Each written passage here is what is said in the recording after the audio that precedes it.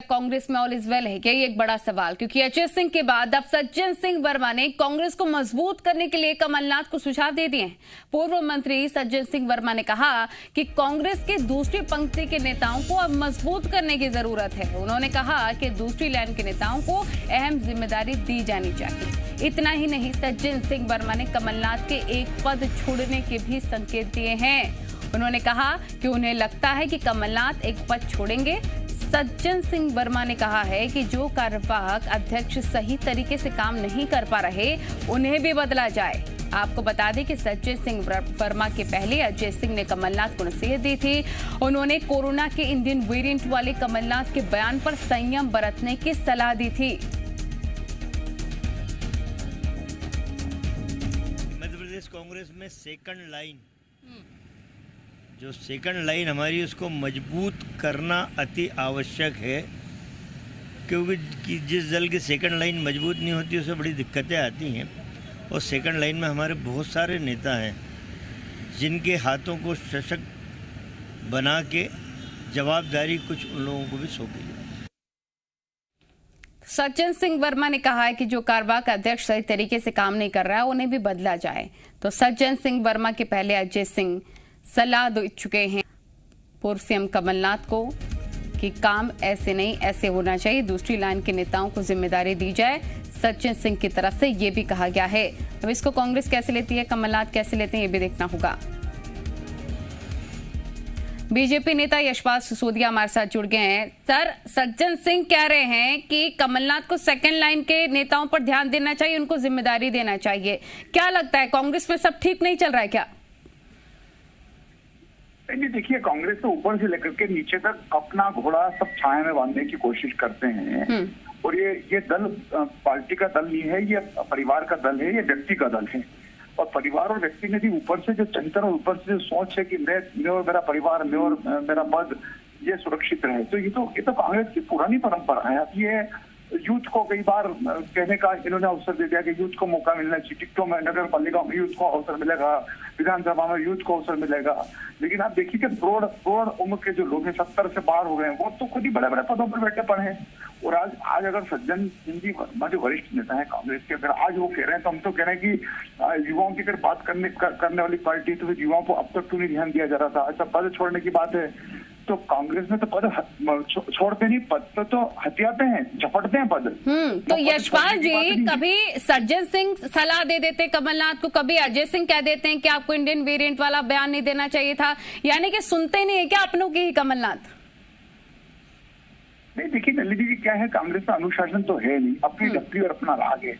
तो ऐसे में ये बात सही कह रही हैं आपकी, कमलनाथ जी को लगातार उन्हीं के दल के नेताओं को जिस प्रकार से उल्हावने सुनना पड़ रहे हैं, या वो जिस प्रकार से अपने नेता को ही दरकिनार कर रहे हैं, आपत्ति सामान्य कार्यकर्ताओं की क्या स्थिति रहेगी? कमलनाथ जी तो देखिए 3 पद थे, जब वो मुख्यमंत्री थे, मुख्यमंत्री के स्तर से थे, फिर वो जब पीसीसी अध्यक्ष हो गए, पीसीसी अध्यक्ष अभी भी है, नेता प्रतिपक्ष अभी भी है।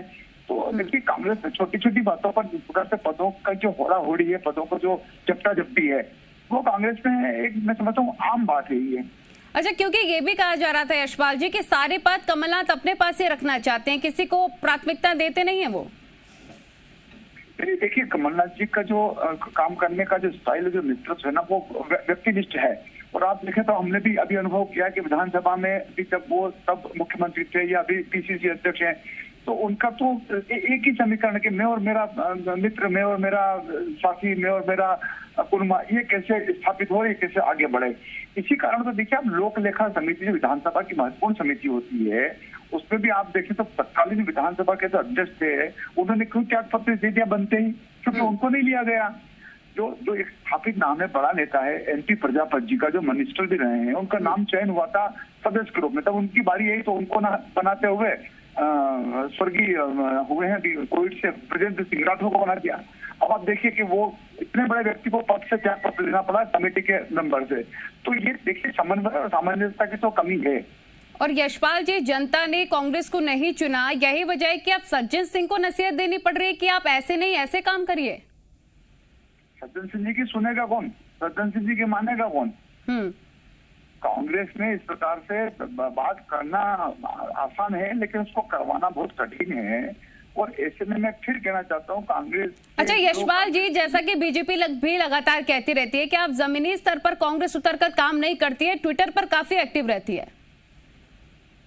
देखिए, कांग्रेस ने अगर जमीन पर काम किया होता तो कांग्रेस की मध्य प्रदेश पर थोड़ी बनती क्या। आज कांग्रेस भले ढोल पिटरी और मिठाई खिलाई ममता बनर्जी को, लेकिन ममता बनर्जी को अगर मिठाई खिलाई जा रही है, उसकी प्रशंसा की जा रही है, तो कांग्रेस वहाँ पश्चिम बंगाल में कहाँ खड़ी है। ठीक है, जेपी धनोपिया कांग्रेस की तरफ से हमारे साथ जुड़ गए हैं, यशपाल जी भी बीजेपी की तरफ से जुड़े हैं। जेपी धनोपिया जी, सज्जन सिंह को नसीहत देनी पड़ रही है कमलनाथ को कि सेकंड वाले लाइन के जो नेता है उन पे ध्यान दीजिए और तभी जाकर जिम्मेदारी देंगे तो काम ठीक से हो पाएगा।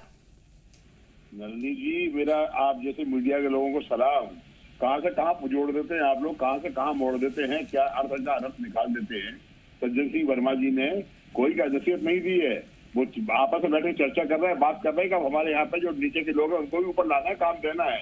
ये नसीहत देने वाली बात कहाँ हो गई भाई? क्यों आप लोग नसीहत वाली शब्द को बोलकर एक अनावश्यक विवाद से पैदा करना चाहते हैं? अरे यशपाल जी भी जुड़े हैं, यशपाल जी भी कह रहे हैं कि नसीहत देनी पड़ रही है। यशपाल जी कौन? यशपाल जी कौन? यशपाल जी बीजेपी के नेता है। हाँ। अपना घर देखें, अपना संभालें, शिवराज जी को देखें, नरसिंह को देखें, विराज विजयवर्गीय को देखें, बीडी शर्मा को देखें, प्रभात झा को देखें, अपने घर जाके देखें, अपना घर संभाले भाई। कांग्रेस के बारे में भगवान के लिए रहम करे वो। और सज्जन सिंह वर्मा का सिर्फ उद्देश्य कहने का ये है कि कांग्रेस पार्टी में जो दूसरे लेवल के हमारे लोग हैं, सेकेंड लाइन के, वो भी बहुत कॉम्पिटेंट है, उनको भी और मौके मिलेंगे काम करने का। चुनाव होते हैं, राजनीति होती है, हजारों लोगों की संख्या की आवश्यकता पड़ती है और हजारों लोगों में सब शामिल है। अच्छा, अजय सिंह भी कह देते हैं, कमलनाथ को नसीहत दे देते हैं कि इंडियन वेरिएंट वाला बयान नहीं देना चाहिए था, उनको क्या कहेंगे आप? नहीं मालूम, अजय सिंह जी का मैंने बयान सुना नहीं, तो मुझे कोई जानकारी नहीं है। संजय सिंह वर्मा की बात का अलग सुना निकाला जाए, उन्होंने तो एक बात रखी है और वो बात सबकी बात है, कोई मतलब। ठीक है यशपाल जी, जेपी जी कह रहे कांग्रेस में सब कुछ ठीक है, अपना घर देखिए, आपको तकलीफ क्यों हो रही है?